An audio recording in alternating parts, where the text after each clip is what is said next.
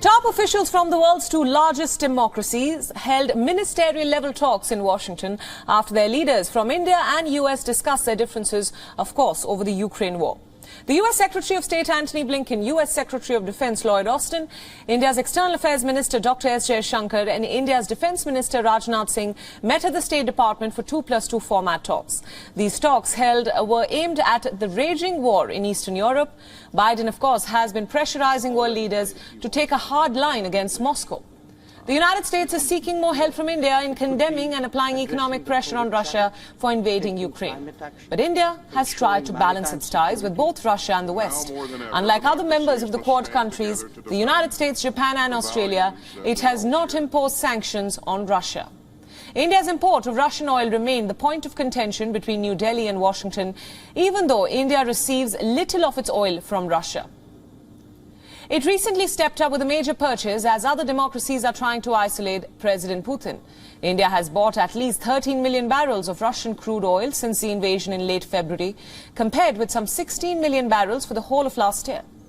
During a joint press conference with Indian counterpart S. Jaishankar, the US Secretary of State Antony Blinken said that democracies should stand together to face Russian President Putin. Blinken said that Washington is asking allies not to increase Russian oil purchases. But India's Jaishankar resisted against concerns on India's energy purchases from Russia. India's foreign minister said that the focus should instead be on Europe and not on India. When it comes to energy imports from Russia, Jaishankar said that Europe buys more energy from Russia than India does. Listen in. As Secretary Blinken has... When it comes to oil purchases, sanctions, etc., I just note that there are carve-outs for energy purchases. Of course, we're encouraging countries not to purchase additional energy supplies from Russia. Every country is differently situated, has different needs, requirements, but we're looking to allies and partners not to increase their purchases of Russian energy. If you are looking at energy purchases from Russia, I would suggest that your attention should be focused on Europe, which probably we do buy some energy which is necessary for our energy security, but I suspect, looking at the figures, probably our total purchases for the month would be less than what Europe does in an afternoon. Notably, ahead of the talks, the White House reportedly stated that New Delhi's energy imports from Moscow don't violate United States sanctions. The White House had also added that the US would be happy to help in diversifying India's energy imports.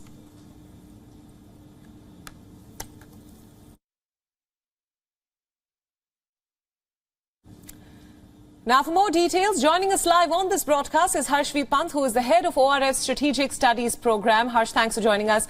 My big question to you, as we're witnessing all the big press briefings at the 2+2 format talks, we just heard India's foreign minister sort of present a very strong stance when the question of India buying Russian gas was raised. India has so far had to walk a tightrope, a balancing act, so to speak, when it comes to its ties between with Russia and with the West. What do you make of this recent statement? I think it was primarily to dispel any notion that India is doing anything extraordinary when it is buying oil from Russia.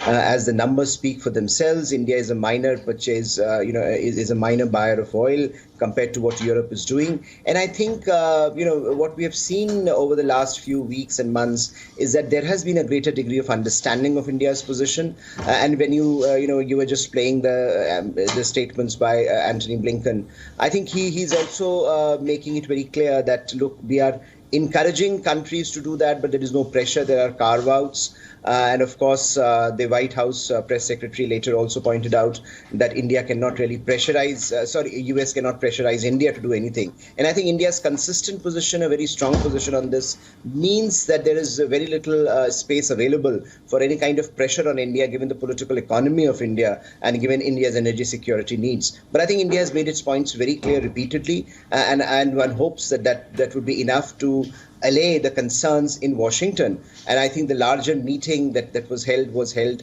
in an atmosphere where there is a great comfort between two friendly countries. There might be differences over some issues, but I don't think they overshadow the relationship.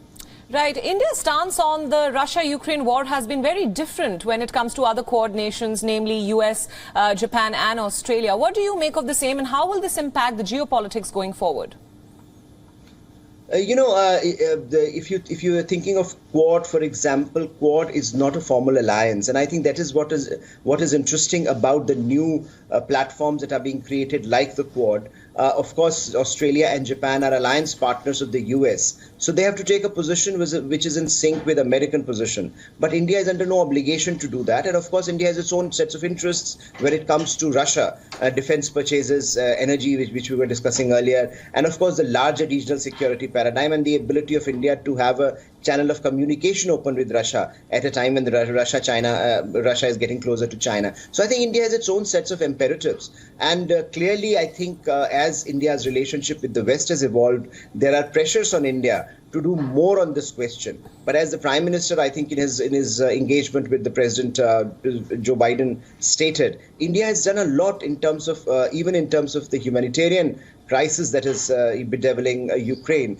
supplying Ukraine with medicines, helping Ukraine out diplomatically, engaging both sides and trying to pressurize them or put pressure on them to resolve it by diplomatically. There is a larger, I think, Indian narrative on this issue, which is about resolving the problem on a sustainable basis rather than perpetuating the conflict on the ground, which bodes in some ways well for the larger conflict and for the sustainability of this conflict.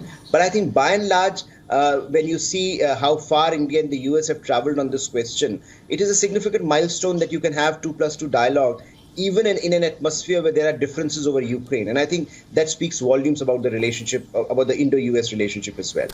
Absolutely. Harsh, thanks so much for all those insights. Thanks for joining us on WION World is One at this hour. WION World is One is now available in your country. Download the app now and get all the news updates on the move.